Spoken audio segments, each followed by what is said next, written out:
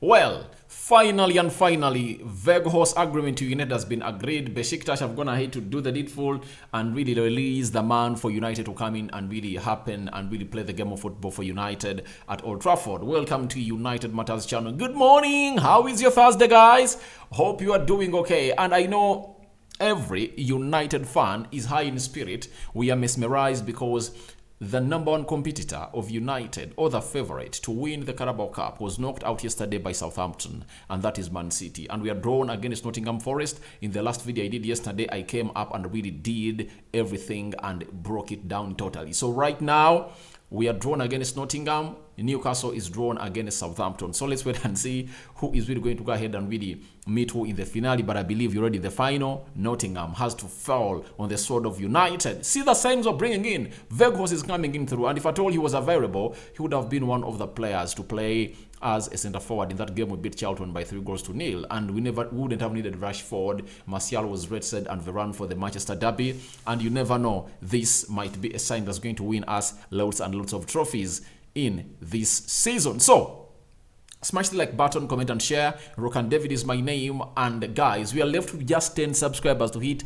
10,000 subscribers. Guys, go into the lower right bottom corner, smash the black button that has the word subscribe. After smashing it, hit the notification bell that will enable you get notified every time I upload a video onto this channel of ours. Now, today is really a very good day. That news coming in from Turkey is indicating that Weghorst has reached an agreement with United, same as Besiktas, Burnley, all of them are speaking the same language. Weghorst to deal looks like it's done and dusted. Now, this is the journalist known as Santi Auna. He's a journalist for Marketo who broke the story that United is interested in Weghorst. Now, he has told us this morning that total agreement found between Besiktas, Manchester United and Burnley for Weghorst. This was something that was really lagging this transfer to happen. United and Burnley had agreed, then Besiktas had to agree with Burnley, and Besiktas had really put out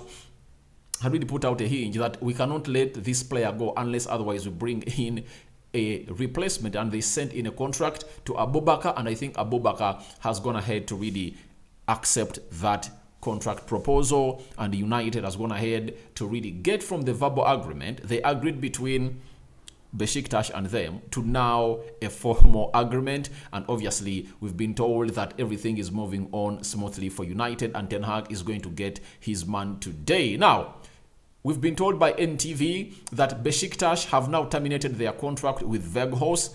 Obviously, it's terminated. They are no longer having strings attached. Weghorst belongs to Burnley and Manchester United until June this year. But Weghorst had really agreed a long season loan with an option to buy of 10 million euros. Now, I don't know how United is going to guide it and do it, but I've always told you that I believe United is going to sign Weghorst provided he really performs very well. If he scores in goals, he's going to be signed. Then another striker is going to be brought in because Ten Hag wants 3 strikers. He has been adamant, and he has been adamant onto that he wants 3 strikers, meaning that if at all this one comes in through, obviously he will be wanting another one in the summer who is really prolific and expensive. Now, a man known as Sekran Demirkif is a reporter for Aspa from Turkey, as well as that Weghorst is leaving Istanbul, collecting his belongings. Weghorst will not be in Besiktas squad for the Kanyaspa match. So, United has done all what it had to do in the hardships they've been in through. They don't have money to sign players, and the guy is leaving a side known as Istanbul to Manchester United. Carrington, I think the medical is going to be scheduled, and the rest will be left to see to it that he passes the medical and obviously gets into the game of United.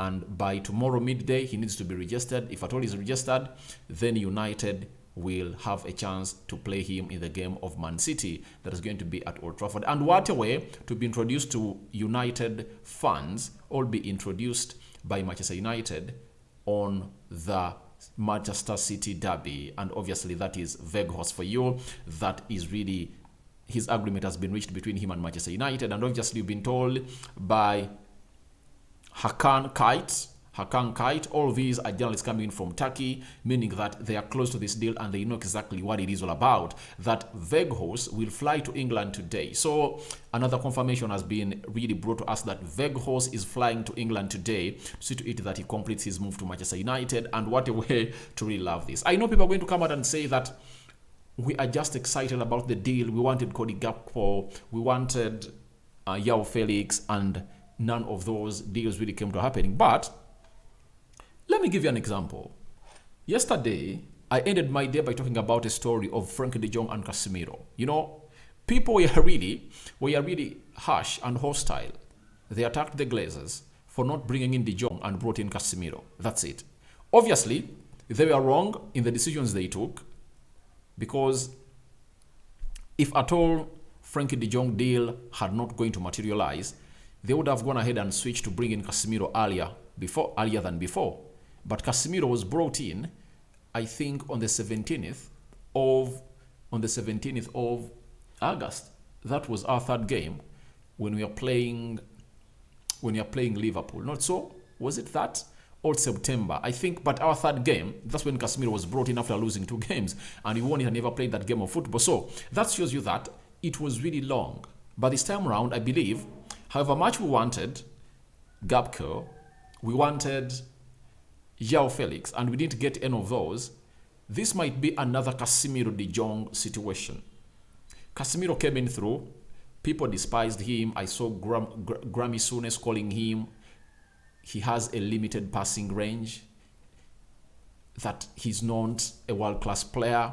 What made him good is that he was playing alongside Toni Kroos and Luka Modric. They said lots of things for this man, but this guy went ahead to disapprove them all, and he is the best central defensive midfielder in the Premier League, with now 3 assists in a season and 2 goals. It shows you that he does cover his back for all shield it and spare some time to go into the final third and find out that pass for an assist of a player of Manchester United. That is Casemiro for you. And he even scores goals. So it shows you how important this guy is. Now, we might be mourning or not signing João Felix and Cody Gakpo, yet this guy is a blessing in disguise.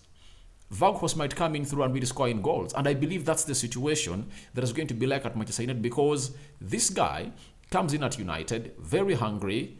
Ten Hag really has scouted him after the World Cup. He talked to him in a private meeting and they agreed. And now, I really believe in Ten Hag. All the players available that he has brought at the club are really performing very well. Lisandro Martinez, Malacia, Eriksson, Casemiro, and Anthony. They are all performing very well, meaning that he is always spot on. He knows what exactly he needs, and he has gone in for the right player. So, guys, let's welcome this guy known as Weghorst to United. He's traveling from Turkey to Manchester today. So let's wait and see when he is traveling, and those pictures, when they're out, we'll come back here and really let you know about Weghorst. And today, I'm officially declaring this. It's going to be a Weghorst day. I think 2 days back, it was João Felix, and now it's Weghorst. And I believe United wanted to do this maybe to see to it that they cover the news of João Felix, because João Felix was really a very big story. From Atletico Madrid to Chelsea. Now, United is going to take over Thursday, Friday, Saturday, Sunday. Those 4 days are going to be for Manchester United, because Weghorst is going to be the talk about town all over the world. Now, for Weghorst, let's wait and see the latest update coming in for him, and then we'll be bringing them to you in there for you. Now, there is a player known as Kyle Walker-Peters. He played as a right back for Southampton. He was part of the team that really knocked out Man City yesterday. Did a very incredible job. And we've been told by Alex Crook of TalkSport that Manchester United have shortlisted Kyle Walker-Peters as a possible replacement for Aaron Wan-Bissaka. Shortlisting is okay. And I don't believe he makes the Erik ten Hag shortlist. That's it. But he makes the list of the scouts of Manchester United scouting in England, because they believe that an English player is leaving the club and he should be replaced by an English player. That's the mentality at Manchester United. You get? I don't believe in Kyle Walker-Peters. I don't believe in him. However much is good, puts in crosses, scores goals, but to me, I don't want to see the board doing this. Because when Ten Hag was shortlisting his players he wants as right backs for United, he talked about Dumfries, Frimpong, and Gusto playing in for Lyon. Those are the players he's talking about.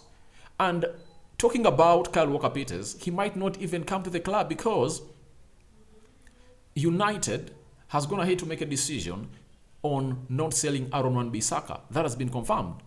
Bissaka has come in through, played some 2-3 games consecutively, played very well, put in an assist, looked well, and Ten Hag is saying, all right, let me stay with Aaron Wan-Bissaka because the board doesn't have the money to back me. Meaning that in the summer, Bissaka is going to be on his way out of United, and there is another player known as Ethan Laird that is playing well at QPR.